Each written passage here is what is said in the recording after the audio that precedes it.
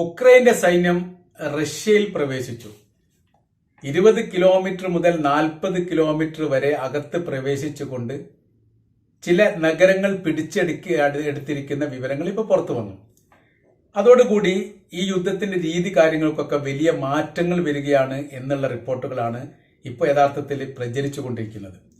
അപ്പോൾ അതിനെ പറ്റി ചരിത്രപരമായ രീതിയിൽ അതിനെക്കുറിച്ച് പറയുന്ന കാര്യം തന്നെ ഇങ്ങനെയാണ്. 80 വർഷത്തിന്റെ ശേഷം ആദ്യമായിട്ടാണ് റഷ്യയുടെ ഭൂമിയിലേക്ക് മറ്റൊരു രാജ്യത്തിന്റെ സൈനികം കടന്നു കയറി പ്രദേശങ്ങൾ പിടിച്ചെടുക്കുന്ന ഒരു സംവിധാനം ഉണ്ടായത്. രണ്ടാം ലോകയുദ്ധവും ഒന്നാം ലോകയുദ്ധവും അതുമായിട്ട് ബന്ധപ്പെട്ട കാര്യങ്ങളും വ്യത്യസ്ത ലോകയുദ്ധമൊക്കെ ബന്ധപ്പെടുത്തി നോക്കുന്ന സമയത്ത് സോവിയറ്റ് യൂണിയൻ എന്ന് പറയുന്ന അല്ലെങ്കിൽ ഇപ്പോഴത്തെ റഷ്യ എന്ന് പറയുന്നത് വലിയ ശക്തിയുള്ള സൈനിക രാജ്യമാണ്. ആ രാജ്യത്തേക്ക് ആക്രമിച്ചു കയറുക എന്ന് പറഞ്ഞാൽ വലിയ പ്രയാസമുള്ള കാര്യമാണ്. വലിയ പ്രതിരോധങ്ങൾ ആ കാര്യത്തിലൊക്കെ ഉണ്ടാവാറുണ്ട്.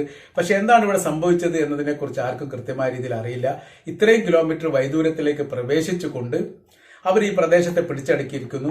അപ്പോൾ ഉക്രൈന്റെ പല ഭാഗങ്ങളും പിടിച്ചെടുക്കുന്നതിന്റെ പ്രത്യാക്രമണം എന്ന തരത്തിലാണ് ഈ പ്രവൃത്തി ചെയ്തത് എന്ന് പറയുന്നതോടൊപ്പം തന്നെ റഷ്യയുടെ സൈന്യം മറ്റൊരു തരത്തിലുള്ള ഒരു ആക്രമണം ഉക്രൈനിലേക്ക് നടത്തിയ വിവരങ്ങൾ പുറത്തു വന്നു. പൊക്രോസ്കി എന്ന് പറയുന്ന സൈനിക നഗരം, അതായത് ഉക്രൈനെ സംബന്ധിച്ചിടത്തോളം അവരുടെ ഏറ്റവും വലിയ ശക്തിയുള്ള പ്രദേശങ്ങളിൽ ഒന്നാണ്, സൈനിക മേഖലയിൽ ഒന്നാണ് പോക്രോസ്കി എന്ന് പറയുന്ന പ്രദേശം. ആ പ്രദേശത്തിലേക്ക് റഷ്യയുടെ സൈന്യം മാർച്ച് നടത്തുന്നു. അവിടെ വലിയ രീതിയിലുള്ള വെടിവെപ്പ് സംബന്ധമായിരിക്കുന്ന കാര്യങ്ങൾ ഉണ്ടാവുന്നു എന്ന തരത്തിലുള്ള റിപ്പോർട്ടും പുറത്തു വരുന്നു. അപ്പൊ അവിടെ റഷ്യയുടെ സൈന്യം രണ്ട് തരത്തിലുള്ള പ്രതിരോധമാണ് ഉണ്ടാക്കുന്നത്. ഒന്ന്, ഉക്രൈൻ പിടിച്ചെടുത്ത പ്രദേശത്ത് നിന്ന് അവരെ തുരത്താൻ വേണ്ടിയിട്ടുള്ള വലിയ സൈനിക സംവിധാനം റഷ്യയുടെ അകത്ത് പുട്ടിനൊരുക്കുന്നുണ്ട്. അതോടൊപ്പം തന്നെ ഉക്രൈന്റെ മറ്റുള്ള സൈനിക മേഖല പിടിച്ചെടുക്കാൻ വേണ്ടി നിലവിൽ റഷ്യയിലുള്ള സൈനികർക്ക് പ്രത്യേക നിർദ്ദേശം നൽകിക്കൊണ്ട് അങ്ങനെ ആ പ്രവൃത്തിയും അവർ ചെയ്യുന്നു. അങ്ങനെ രണ്ട് മേഖലയിലും ആക്രമിക്കുന്ന തരത്തിലേക്കാണ് കാര്യങ്ങൾ പോയിക്കൊണ്ടിരിക്കുന്നത്. എന്നാൽ ഇങ്ങനെ ഉക്രൈന്റെ സൈനികർ എങ്ങനെ റഷ്യയിൽ പിടിച്ചെടുക്കാനുള്ള ഒരു ധൈര്യവും ഒരു ശക്തിയും അവർക്ക് ലഭിച്ചത് അമേരിക്ക അടങ്ങുന്ന സൈനിക സംവിധാനം അല്ലെങ്കിൽ അമേരിക്ക അടങ്ങുന്ന രാഷ്ട്രങ്ങൾ വലിയ രീതിയിലുള്ള സഹായങ്ങൾ ഉക്രൈന് നൽകിയിരിക്കുന്നു എന്ന തരത്തിലാണ്. അതായത് ഇവിടെ മറ്റൊരു യുദ്ധത്തിന്റെ, അതായത് റഷ്യയും ഇസ്രായേലും തമ്മിലൊരു യുദ്ധം നടക്കുകയാണെങ്കിൽ അത് വലിയ രീതിയിലുള്ള ശക്തിയുള്ള യുദ്ധമായി തീരാതിരിക്കാൻ ഇവിടെ തന്നെ റഷ്യയെ പരാജയപ്പെടുത്തുക അല്ലെ റഷ്യയിൽ വലിയ രീതിയിലുള്ള പ്രതിരോധം ഉണ്ടാക്കുക എന്നുള്ളത് അമേരിക്കയുടെയും യൂറോപ്യൻ രാജ്യങ്ങളുടെയും ലക്ഷ്യമായിട്ട് തന്നെ കാണുന്നു.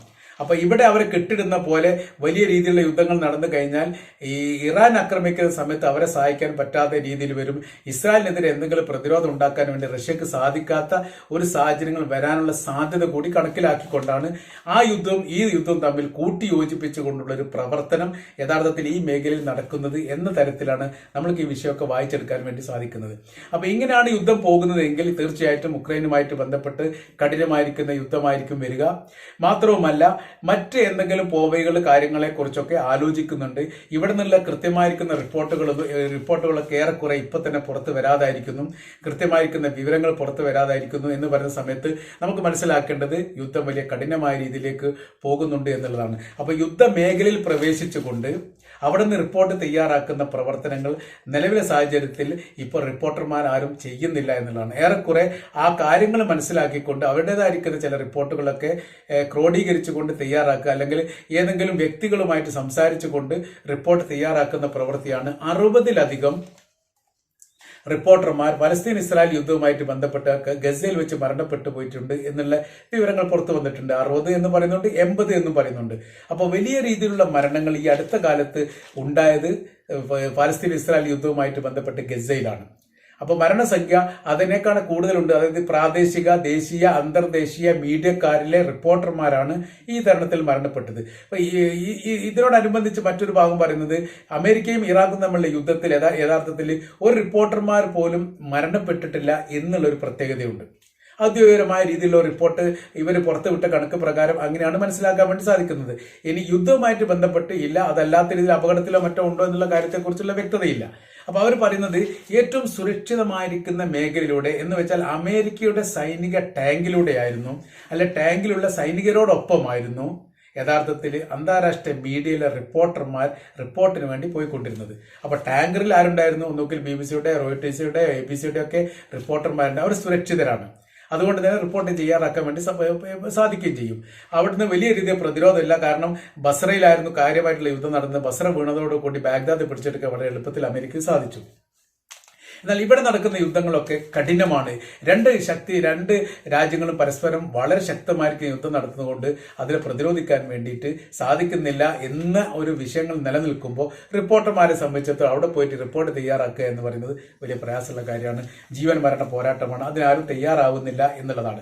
അപ്പോൾ റഷ്യയെ സംബന്ധിച്ചിടത്തോളം അവർക്ക് വല്ലാത്ത രീതിയിൽ മാനസിക പ്രയാസം ഉണ്ടാക്കുന്ന ഒരു കാര്യമാണ്. 80 വർഷത്തിന് ശേഷം ഒരു അതിർത്തി രാജ്യം കയറിക്കൊണ്ട് റഷ്യയുടെ ഭാഗം പിടിച്ചെടുത്തു എന്ന് പറയുന്നതും അതോടൊപ്പം തന്നെ അവരെ തുരത്താൻ നിലവിലെ സാഹചര്യത്തിൽ റഷ്യക്ക് സാധിച്ചിട്ടില്ല എന്ന് പറയുന്നതൊക്കെ വലിയൊരു നാണക്കേടായിട്ട് തന്നെയാണ് റഷ്യ കണക്കാക്കുന്നത്. അതൊക്കെ ഒരു മേഖലാ യുദ്ധത്തിന്റെ ആരംഭമായിട്ട് അങ്ങനെയും രാഷ്ട്രീയ നിരീക്ഷകർ വിലയിരുത്തുകയാണ്.